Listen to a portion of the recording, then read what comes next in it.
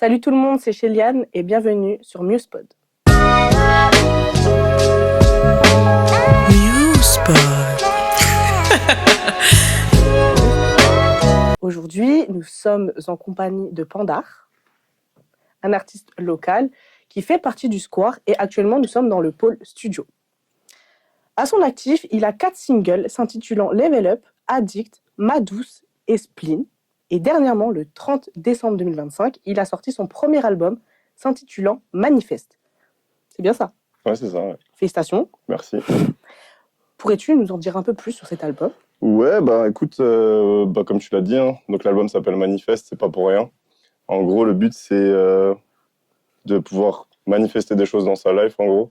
Si tu veux, genre depuis que je suis gamin, depuis que j'ai 15 ans, j'ai toujours été passionné par le développement personnel, par tout ce qui concerne la psychologie humaine, etc., le conditionnement mental.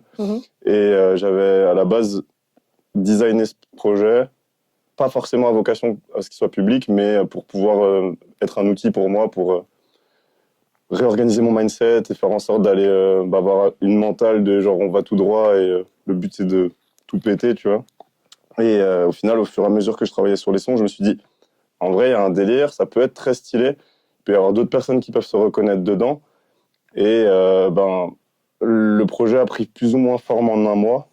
Donc entre le moment où j'ai commencé à avoir l'idée, écrit tous les textes, trouver les instrus ou composer les instrus et finaliser le projet, donc ça allait assez vite.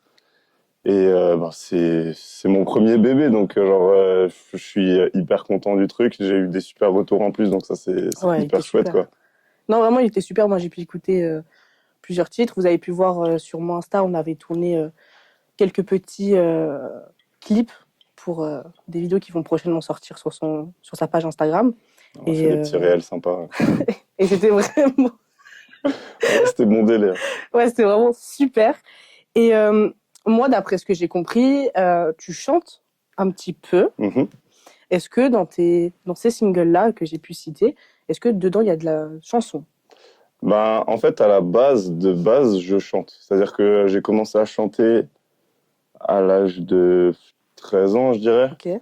Et j'ai commencé à me tourner plus vers le rap depuis 4-5 ans. Ah oui, c'est récent en fait. C'est assez récent. Okay. Et en fait, je me suis beaucoup cherché. J'ai eu des phases où je faisais... à la base, j'ai commencé la musique par le rock. Ok. Donc, j'étais dans un groupe de heavy metal. Ah oui, d'accord, rien à voir. Rien à voir. Ok. Ensuite, j'ai commencé à écrire des chansons. Mon premier single, Spleen, c'est une espèce de modern blues avec... il y a déjà une influence hip-hop, mais d'ailleurs, il y a toujours une influence hip-hop parce que j'ai grandi dans cette culture-là aussi. Mais c'est vraiment, à la base, c'est vraiment la musique dans son côté, dans son sens large, ouais, qui m'intéressait. Et c'est surtout depuis que je suis arrivé au Square où le fait d'être entouré globalement que de rappeurs, ouais. Ça a automatiquement dirigé un petit peu aussi ma recherche de mon identité, en me disant, moi je sais que je chante, je sais que j'écris comme un rappeur, et du coup il faut que j'arrive à trouver le juste équilibre entre tout ça. Et pour le coup, avec Manifeste, j'ai l'impression que c'est la première fois où j'arrive à viser aussi juste, justement dans l'équilibre entre le chant et le rap. Ok.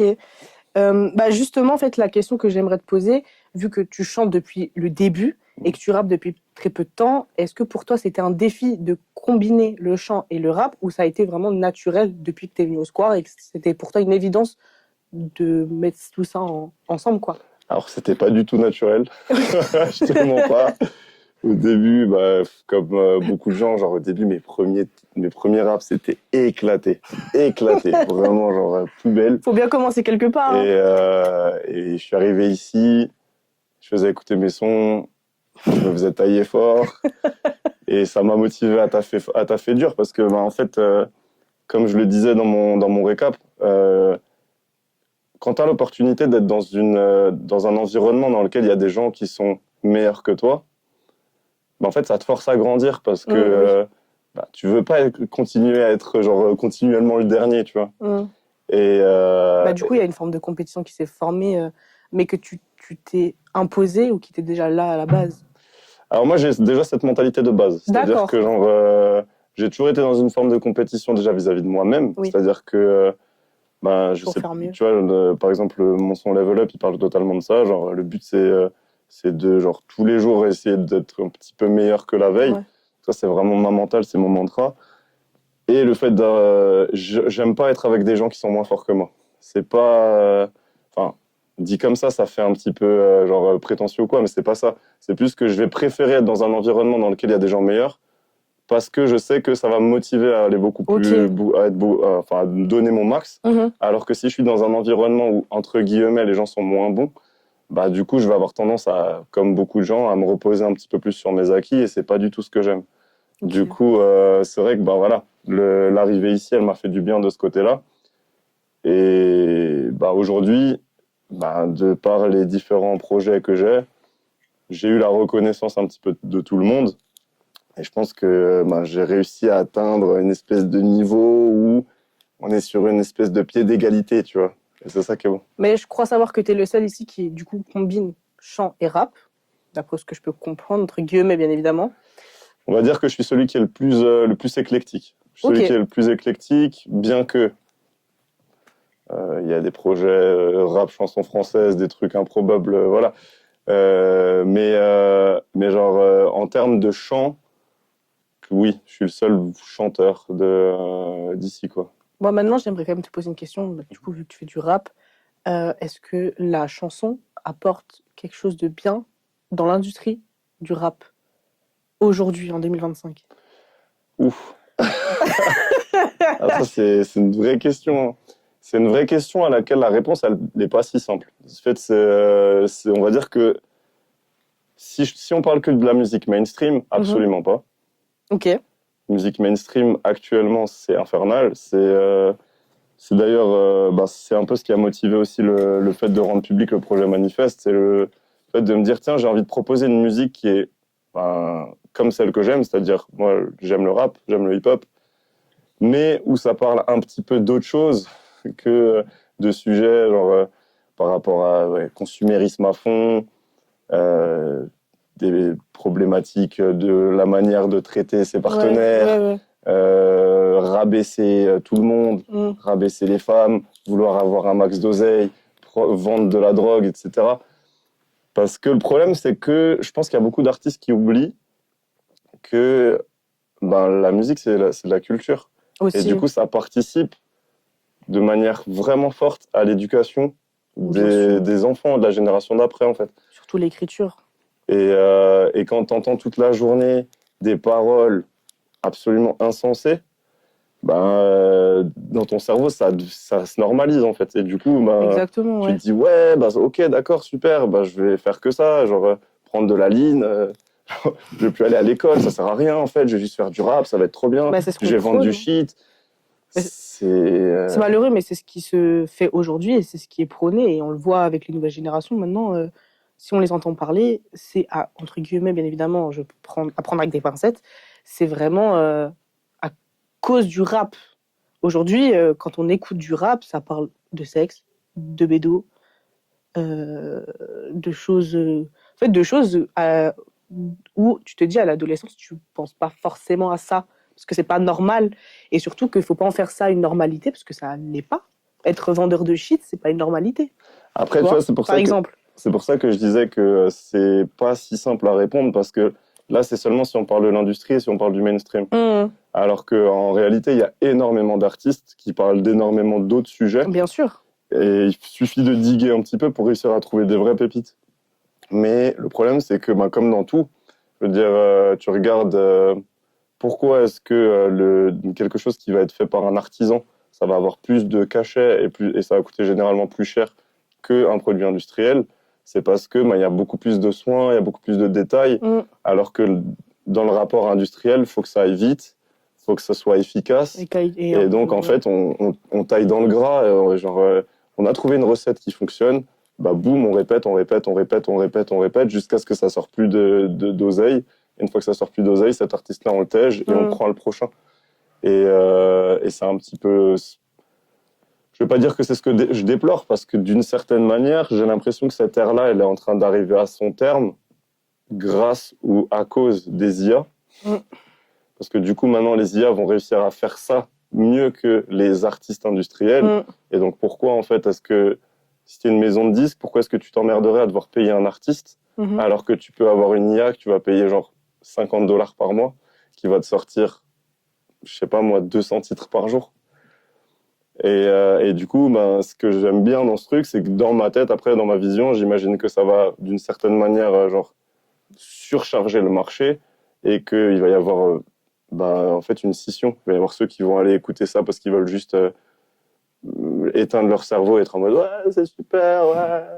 Et t'as ceux qui vont avoir envie de quelque chose d'un peu plus pointu, qui vont aller chercher de la musique genre human-made. Mhm. Et en fait, ce sera dans cette catégorie-là où on pourra se démarquer et les artistes qui ont plus vocation à amener un message et à diffuser quelque chose de profond, quoi. Bah, on le voit même dans les clubs, hein. Les musiques qui passent dans les clubs considérées comme du rap, c'est pas des musiques sur lesquelles on va se reposer et on va se dire ok, c'est maintenant qu'on va faire une petite introspection. C'est maintenant qu'on va. Je sais pas, C'est sûr que tu vois, ouais. on va pas réfléchir. Ah bah t'écoutes les musiques. Alors no offense, hein, je suis guadeloupéen, voilà, mais alors, t'écoutes les paroles des sons de Chata. À aucun moment tu vas te dire tiens, franchement là, ça me fait me poser quand même des questions sur ce que je suis en train de mettre en place pour mon avenir. Genre, pas vraiment quoi. Ouais, bah ça après, maintenant, je trouve que l'industrie en général et surtout les chanteurs et rappeurs, ils savent où taper, quoi. Ils savent très bien où, comment percer. Et puis voilà, même avec les réseaux, c'est... En fait, l'algorithme, il est, je trouve, hyper chelou sur les réseaux. Mhm. En termes même de musique, enfin, si on regarde bien, même pour nous, on va liker un truc. Et c'est toi-même qui me l'a dit, je crois. Ça va revenir, ça va revenir. Et du coup, tu te restreins à un moment donné. Tu vas plus voir large. Bah après ça, ouais, bah, ça de toute façon c'est une problématique même plus large. Mais oui, le fonctionnement actuel des réseaux sociaux, bah, ça crée énormément en fait, là où à la base ça aurait pu être un super outil pour pouvoir aider les gens à s'ouvrir l'esprit, bah, en fait là ça te restreint à fond parce que Mm. bah, c'est vu que le but, et c'est en fait c'est toujours ça le problème, c'est un problème d'intention. Vu que le but c'est de te vendre de la pub, c'est pas de te faire apprendre des choses, bah du coup, tiens, quand elle voit ça, elle rigole, bah, je vais lui envoyer que ça. Ou quand il voit ça, elle voit ça, il réagit. Tu vois, je veux dire, même le fait que sur Instagram, les commentaires que toi tu vois sur une vidéo et que moi je vois sur les vidéos, c'est pas les mêmes qui sont mis en avant par rapport Bah, à ce qu'ils ont compris de nos intérêts, etc. En fait, ça conditionne de fou ta vision du monde. Et du coup, tu as plein de gens qui ont l'impression que le monde, il est comme eux, ils pensent, que tout le monde est comme eux, ils pensent. Et dès qu'ils sortent dans le monde réel, ils se prennent une claque, en fait, parce qu'ils sont là, genre, ah ouais, en fait, il y a des gens, ils ont des avis divergents, c'est une les dinguerie. gens sont différents, Il faut finalement. avoir des débats. Ah ouais. En plus, c'est un débat, c'est-à-dire il faut écouter. Il C'est faut- pas genre, ouais. c'est pas moi, je dois avoir raison forcément. Ah, ça, c'est Et dur, hein. c'est, Ah, ouais, les réseaux, c'est... Ah, c'est... Dans le jargon, on dit sahar. Franchement, c'est un délire. En vrai, c'est un délire. moi, j'aurais une question maintenant, si on doit recentrer un petit peu le sujet, toujours dans le domaine de la musique. Euh, vu que tu chantes, est-ce que tu as un artiste en particulier qui t'a influencé pour faire du chant? Alors, Ou plusieurs, hein, mais... tellement, en vrai, tellement. Genre, en fait, c'est simple. J'ai grandi avec du coup une mère qui me faisait écouter énormément de jazz, énormément de blues, Mhm. énormément de soul, du rock. J'ai des souvenirs de quand j'étais gamin à Nouvel An, qu'on sautait sur les canapés sur du Rage Against the Machine, des trucs comme ça. Et de l'autre côté, j'avais genre mes tantes qui, elles, étaient vraiment à fond hip-hop, genre avec du Wu-Tang, avec des classiques, genre Ma Cité va craquer. Mm. Vraiment, en fait, j'ai grandi dans cette mouvance où bah, il y avait mes tantes qui amenaient le côté un peu plus jeune, un peu plus hip-hop, ma mère qui avait la culture hip-hop ancienne et soul, enfin R&B un petit peu, mais pas plus que ça, mais surtout ouais, soul, jazz, etc. Et le tout combiné, en fait, j'ai grandi dans tout ça et j'ai toujours vibré à la Mais musique. ça se ressent dans ce que tu fais en soi. Je trouve qu'on sent déjà tout ce que tu as pu écouter. Je pense que tu le retranscris quand même pas mal, tu vois, d'une certaine manière. Bah, d'une, parce que ça t'a inspiré et que tu as grandi avec, et peut-être parce que c'est plus intime que ça va peut-être plus loin, et que tu veux peut-être montrer aux gens que ce qui se fait aujourd'hui, il n'y a pas que ça, quoi. Ouais, après, c'est même pas ça, mais en tout cas, ouais, j'apprécie ce que tu dis, mais c'est même pas que ça. En fait, si tu veux, ça va paraître, enfin, je sais pas comment dire. En gros, moi, je suis un grand rêveur. Mhm. Et j'ai toujours eu vocation, d'une certaine manière, depuis que je suis tout petit, à essayer de faire quelque chose qui peut éventuellement faire du bien à ce Ok. monde, tu vois. Et du coup, je me suis dit, par quel moyen est-ce que je peux essayer de toucher des gens et par quel moyen est-ce que je peux essayer de planter des graines pour essayer de, tu vois, diffuser un message positif et essayer de dire, hé, les gens, en fait, on peut se parler, on peut s'aimer, ça fait pas mal. Et, euh, et je me suis dit, bah, en fait, la meilleure manière, c'est par la musique. Mm. Parce que bah, tu l'écoutes, si tu tends vraiment l'oreille sur les paroles, tu comprends le truc. Mais même si tu tends pas vraiment l'oreille et juste t'es pris dans la vibe ou quoi, en fait, ça rentre. Bien Genre, à sûr. force de l'écouter, ça rentre. Et genre, il y a un moment où tu vas te dire, ah tiens, tu vas avoir une espèce de prise de conscience. Et c'est un peu à ça que j'ai envie de participer d'une certaine manière, tu vois. L'instrument, la guitare, le Mm. saxophone, la batterie, est-ce que pour toi, ça a le même impact que des paroles, finalement? Bah, tu parles à quelqu'un qui joue de la guitare depuis 17 ans. donc, euh, donc oui, enfin, je veux dire, c'est...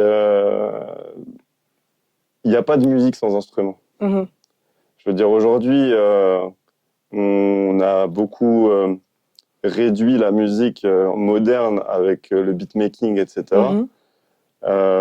Et quand je dis réduit, c'est pas dans le sens où c'est pas péjoratif ou quoi, mais c'est juste qu'en fait, on se retrouve à jouer de tous les instruments sur un synthé ou sur un clavier ou avec une souris.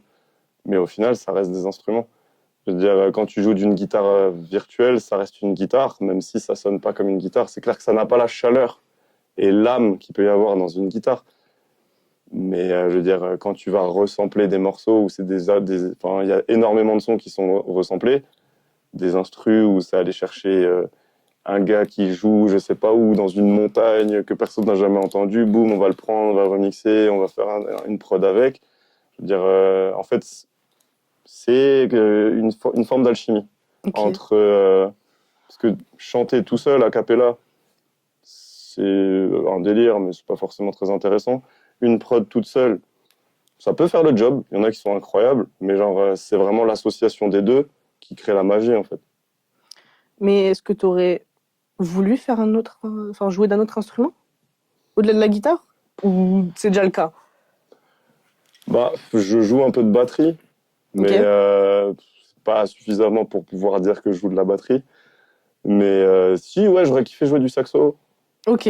En Bah, vrai, très bel instrument. saxo lourd de fou. Bah, bah, avec le jazz, le blues, ça colle, hein. C'est ouais, bah voilà, genre même clarinette, je kiffe de fou aussi, c'est ultra stylé. Mais en vrai, non, genre, en fait, j'ai surtout compris au bout d'un moment qu'il fallait que je me décide sur quelque chose. C'est-à-dire Ok. que, tu vois, moi, j'ai un esprit où je vais dans tous les sens. Je suis très curieux, j'aime expérimenter plein de choses. C'est bien. Donc, bah, je fais de la guitare, je fais des prods, j'enregistre, je fais du mix, je fais du master, je fais de la vidéo. Et en fait, au bout d'un moment, je me suis rendu compte qu'à force de tout faire, ben, j'étais un peu bon dans tout, mais j'avais pas vraiment de zone de génie. J'avais Mhm. pas un domaine dans lequel j'étais vraiment bon. C'est pour ça que le beatmaking, j'ai laissé ça de côté maintenant, parce que je me suis dit, déjà, rien qu'en tant qu'artiste indépendant, bah, t'es obligé de faire tes vidéos, t'es obligé Bien sûr. donc, t'es déjà obligé de porter plein de casquettes. Viens, te rajoute pas du travail pour rien, tu vois, genre, Mhm.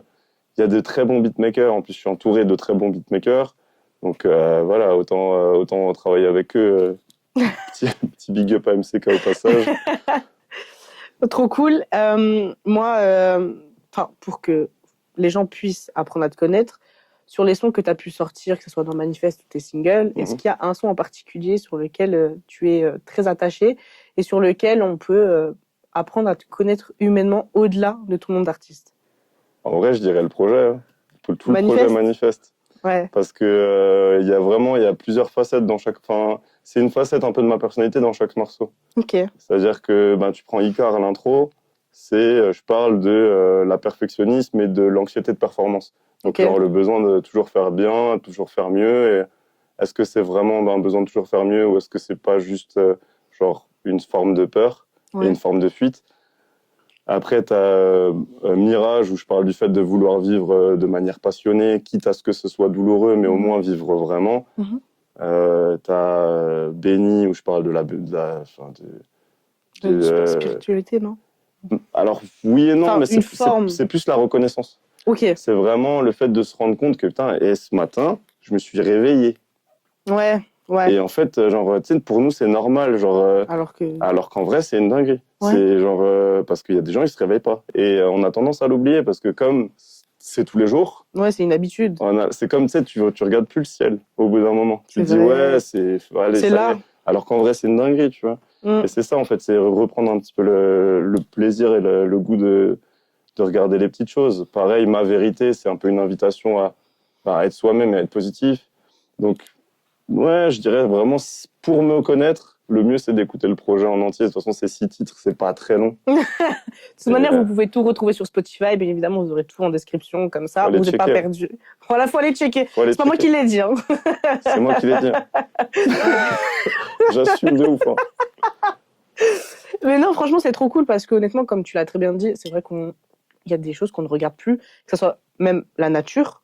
On va avoir tendance des fois à prendre du recul et se dire, oui, ok, il y a des forêts, c'est bien de faire des balades en forêt, mais juste des fois observer, les gens oublient. Et ça, c'est dommage parce qu'on a tellement l'habitude de faire des choses continuellement, sans prendre le temps d'eux. Et ouais, il n'y a plus de patience. Bah ouais, c'est un peu le problème c'est un peu le problème de la fast life. Tu vois, genre, Ouais, en fait, aussi, vu bien qu'il y a sûr. tout qui va vite, je veux dire, tu veux manger, t'as Uber Eats, tu veux te reproduire, t'as YouPorn. Enfin, tu vois ce que je veux dire? Il y a vraiment ce truc où, genre, tout est devenu de la consommation rapide, Ouais. la musique aussi. Mmh. Et du coup, bah, ça fait que, boum, t'as un single qui sort, on va l'écouter pendant 2 semaines, et après, on n'en entend plus jamais parler parce que, genre, on est déjà sur la suite.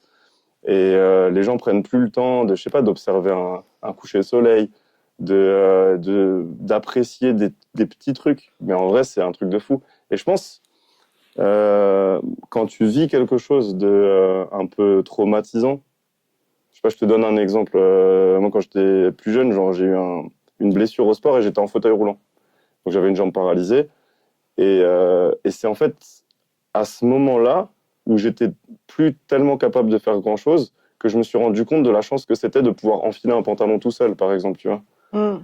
Parce que, bah, en fait, j'étais plus capable de le faire. Mais c'est toujours quand il nous arrive quelque chose de grave qu'on se rend compte des choses. C'est comme malheureusement quand on perd un proche et qu'on se dit purée, J'aurais dû passer plus de temps avec. ouais, j'aurais dû lui dire je t'aime, etc. C'est le C'est classique. dommage. Mais là où je suis complètement d'accord, quand tu dis qu'on ne prend encore une fois pas assez de temps pour regarder, en ce qui me concerne, les seuls moments où je prends vraiment du temps pour regarder ce qui m'entoure, c'est quand j'écoute de la musique. Fut un temps, j'étais dans des transports en commun et j'avais que ça à faire, voilà, pour arriver à destination. Et c'est à ce moment-là, en fait, qu'on prend conscience que les gens qui nous entourent, en fait, des fois, en fait, c'est hyper bizarre, mais quand j'écoute de la musique, quand je regarde des gens, je me dis, eux aussi, ils ont un cœur, eux aussi, ils ont un cerveau. Et en fait, c'est un truc de se dire, putain, eux aussi, ils ont une routine, eux aussi, ils font des trucs, alors que, enfin, c'est logique. Ils sont pareils que nous, quoi. Mais de réaliser certaines choses qui sont normales, pour moi, c'est fou. Et je me dis que la musique, elle m'a tellement aidée. Moi, je sais qu'il y a un artiste, Youngblood, c'est un rocker moderne, si je peux appeler ça comme ça, anglais, qui m'a entièrement sauvé la vie. C'est un artiste que j'aime beaucoup. Je pleure encore sur ses musiques. C'est un artiste que voilà, je trouve exceptionnel et que je vous invite à écouter maintenant, si vous êtes un petit peu fan de rock. Il y en a plein. Il y a aussi PNL que j'ai trouvé exceptionnel. C'est un groupe que j'ai beaucoup aimé. PNL. Tu sais Fou, qu'en hein. vrai, Fou, hein. PNL, à la base, comment j'ai commencé à aimer PNL? À la base, je détestais. Et tous mes potes ont détesté. Ah ouais. Et comme moi, je suis un gros troll, que je mettais du PNL en soirée pour faire chier mes potes. Et au final. Et en fait, à force d'écouter, tu sais, à un moment, genre, je me souviens très bien le son qui a déclenché le truc. C'est Na.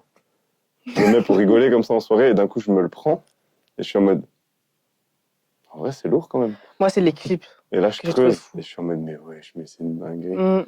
Et vraiment, j'ai eu ma phase où je pouvais pas écouter autre chose. Dès que j'écoutais autre chose, j'étais en mode, j'ai moins de stimulation, donc en fait, je retourne écouter du PNL.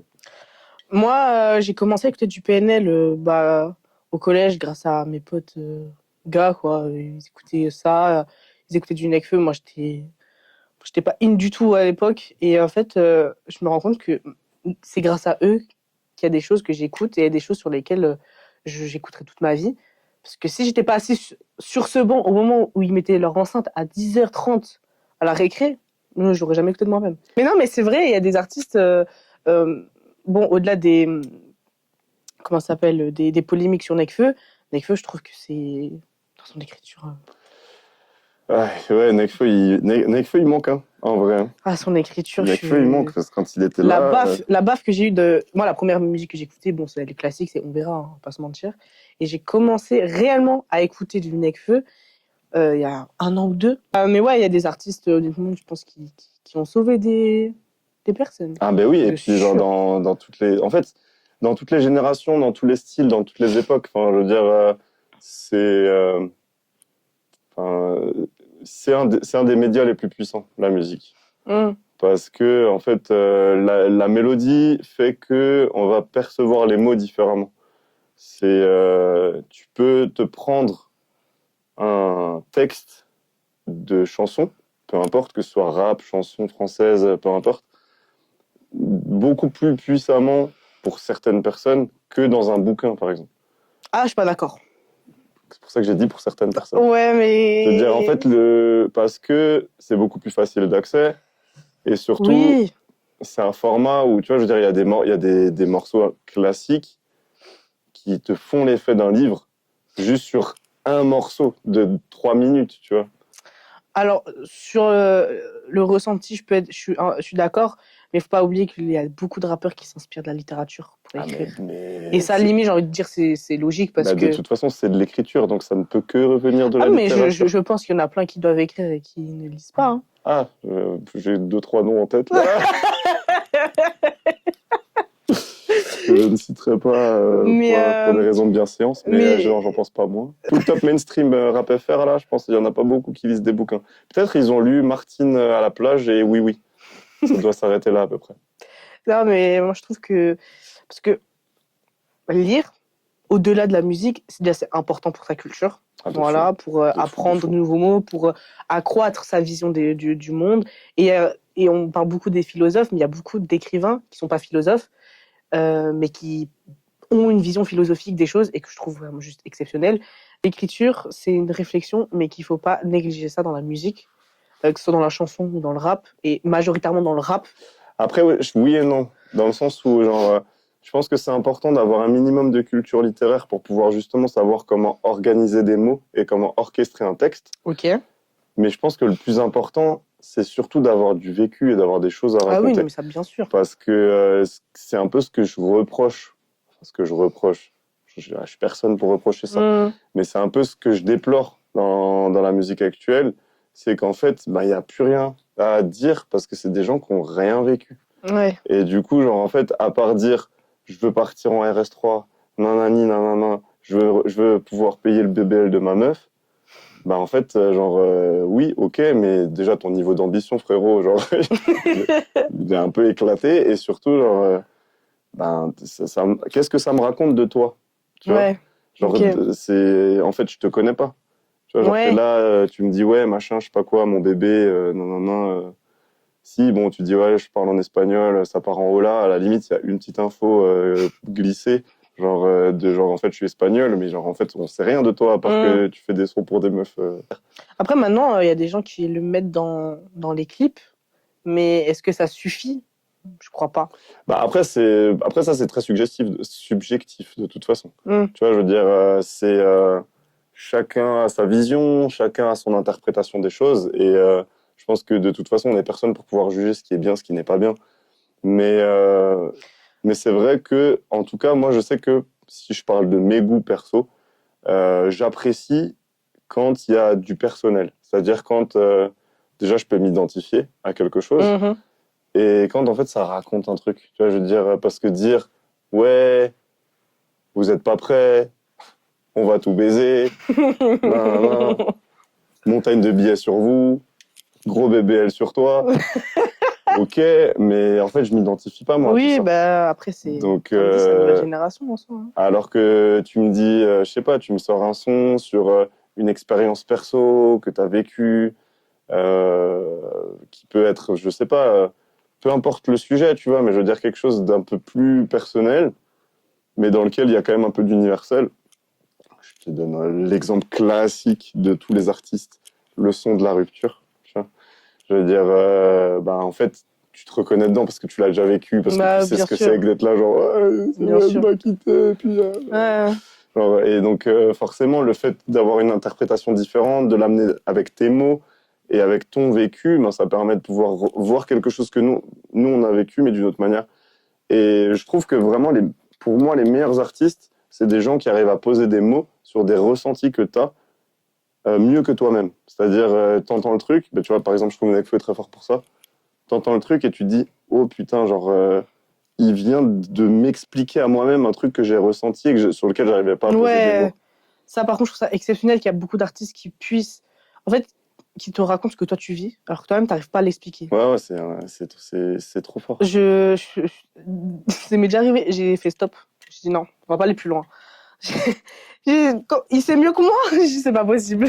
Ah En fait, bah, c'est impressionnant, mais c'est à ce moment-là je me dis que ces artistes-là, ils ont une réflexion et une ouverture d'esprit pour observer, parce qu'ils ressentent, mais ils observent énormément pour pouvoir réussir à mettre des mots sur ce que des gens vivent et eux-mêmes n'ont pas les mots pour. Et je trouve ça juste fou, quoi. C'est pour ça que je trouve que le projet Manifeste, il rentre complètement dans ce truc de je pose des mots là où moi je peux pas en mettre, tu vois. Donc aller vraiment l'écouter pour le coup, ça fait plaisir parce en vrai ça. que chaque musique, non mais vraiment parce que je l'ai écouté personnellement et chaque musique, comme tu l'as dit, représente une phase de ta personnalité et une partie de toi. Mais au-delà de cette représentation, elle va aussi toucher l'âme des personnes, tu vois, parce que tout le monde peut se reconnaître dans Benny, par exemple. Tout le monde peut se reconnaître dans tellement de sons. Et il faut pouvoir se reconnaître dans des musiques à un moment donné, au-delà de pouvoir s'ambiancer. Parce que on n'a pas forcément des figures paternelles, par exemple, ou maternelles. On n'a pas tous des figures amicales pour pouvoir s'identifier à un moment donné. Et les artistes, en C'est des général, formes de modèles. C'est des formes de modèles. C'est des gens auxquels on peut s'accrocher et qui peuvent faire, on va dire, partie de notre route pendant un moment. mm, C'est-à-dire, tu t'identifies à cette musique-là et genre, tu te dis, c'est un peu ma ligne directrice, mm, tu vois, mes guidelines. Et après, genre, bah, tu trouves quelque chose d'autre, quelque chose d'autre. Mais en tout cas, ça fait plaisir ton retour sur Manifest avec plaisir. et écoutez-la, je pense qu'elle a raison.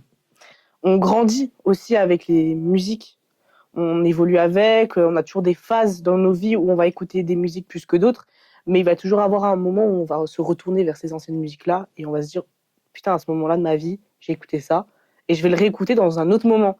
Et je trouve ça exceptionnel et je pense que toi, comme d'autres artistes ici ou dans Mulhouse, bah, ça peut avoir cet impact-là. Et cet album, vraiment, il est, bah, rien que son nom l'indique, un manifeste, il est vraiment top.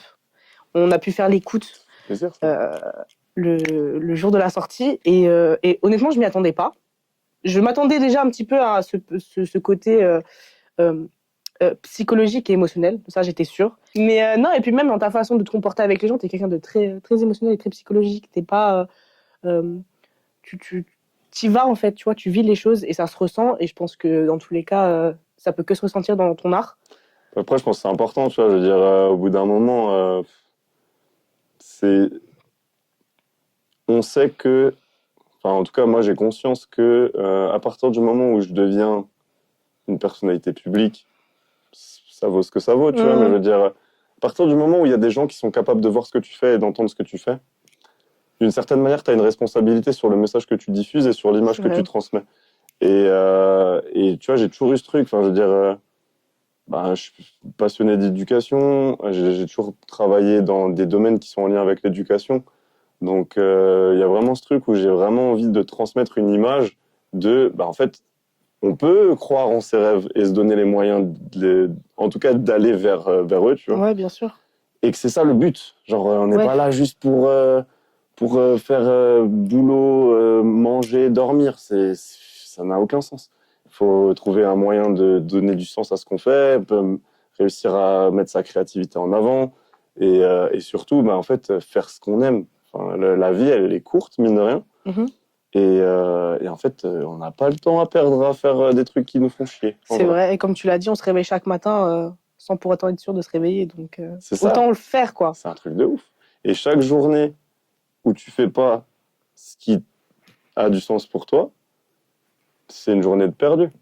Ouais, et après, les regrets s'installent aussi. C'est ça, tu vois. Moi, je veux dire, ma mentalité principal, c'est de me dire, le jour où je suis sur le lit d'hôpital, je sais pas quel âge, peu importe, tu vois, que je puisse me dire, regarder en arrière et pas me dire, putain, je suis passé à côté de ma life.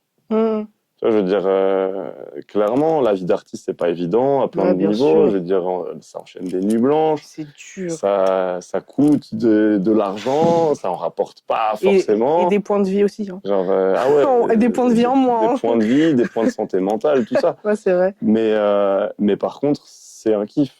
Donc, au final, est-ce que c'est mieux que je me bute à faire quelque chose qui a du sens pour moi, ou est-ce que c'est mieux que je me bute dans un taf pour un patron pour faire un truc qui n'a pas vraiment de sens pour moi, juste pour avoir un meilleur salaire ouais.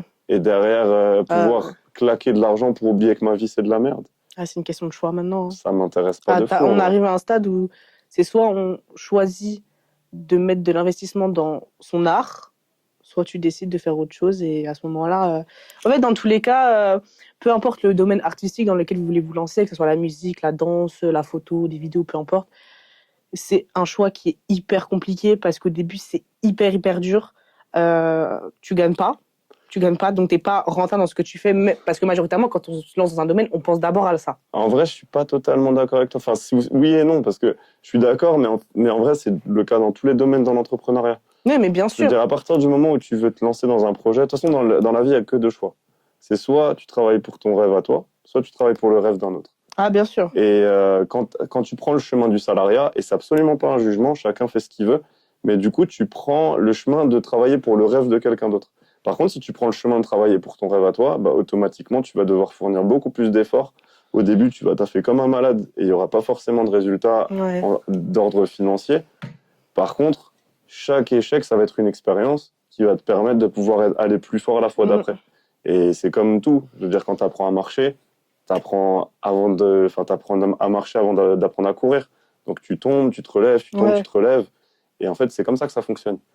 Et je pense que c'est ça le plus important, en fait. On est tous des artistes, d'une certaine manière. Bien sûr. Pas forcément dans des domaines artistiques, mais on est tous des artistes dans le sens où on est tous notre propre chef-d'œuvre.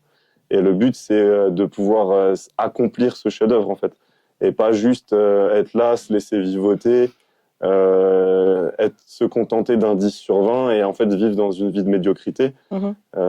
C'est cracher sur son potentiel et c'est ne pas se respecter, en fait, que de faire ça, quoi.